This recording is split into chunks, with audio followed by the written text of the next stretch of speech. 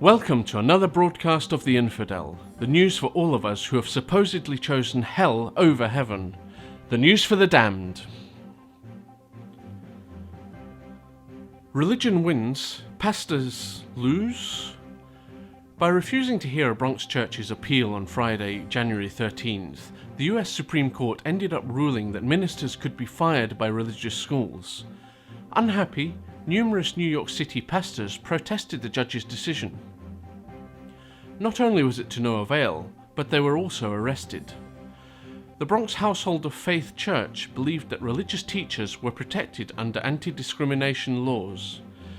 According to the New York Times, it recognized a ministerial exception to employment discrimination laws, saying that churches and other religious groups must be free to choose and dismiss their leaders without government interference.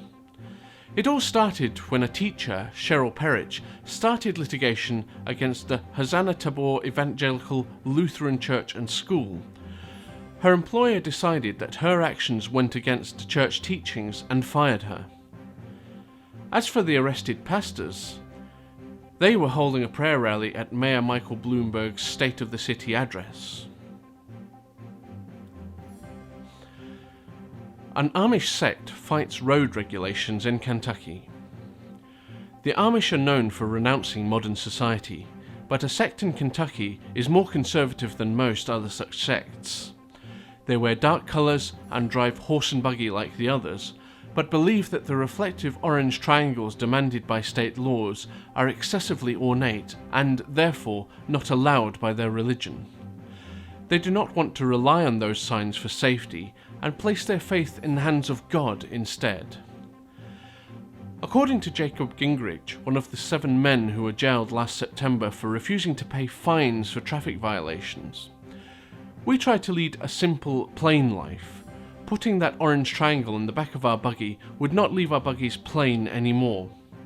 However, many Amish are killed or injured every year in accidents involving their buggies and motor vehicles, since a black buggy driven at night on unlit roads is basically impossible to see." The Czech government authorizes compensations to religious groups that had property seized by the communists. According to the website TheRecord.com, after 22 years under democratic rule, the Czech government has finally agreed to authorize compensations for the actions taken under the communist rule when churches were seized and priests jailed or executed. Although the monies will be distributed over a period of 30 years, this decision represents billions of dollars in extraordinary expenses for the government. However, it also means that priests will no longer be considered civil servants and will receive a salary. Among the numerous victims of the communist persecution was Father Joseph Tufa, a Catholic priest who was tortured to death by investigators in 1950 after the secret police claimed he had staged a fake miracle in his church where a cross started to move for no obvious reason. Right-wing Christians want to block Mitt Romney, but can't agree on a candidate.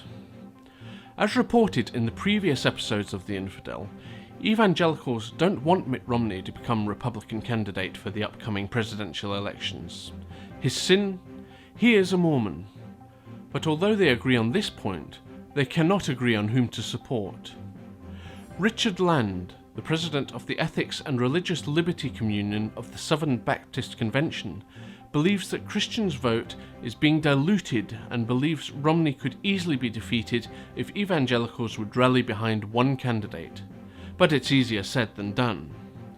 For example, the Champion the Vote group supports Newt Gingrich, while USA Christian Ministries tells its followers to vote for Rick Santorum. In a recent press release, Pastor Stephen Andre, president of USA Christian Ministries, said, "Santorum solves the real government problem, which is for leaders to fear God and love Americans. Obeying God brings God's blessings to Americans. This is how our founding fathers gained prosperity and Christian liberty. That is why Santorum, including God in government and doing God's will with pro-life and one man and one woman marriage, will help heal the USA. And that's a quote, folks. That's all the news for today. Come back to us on Wednesday for more news for the damned.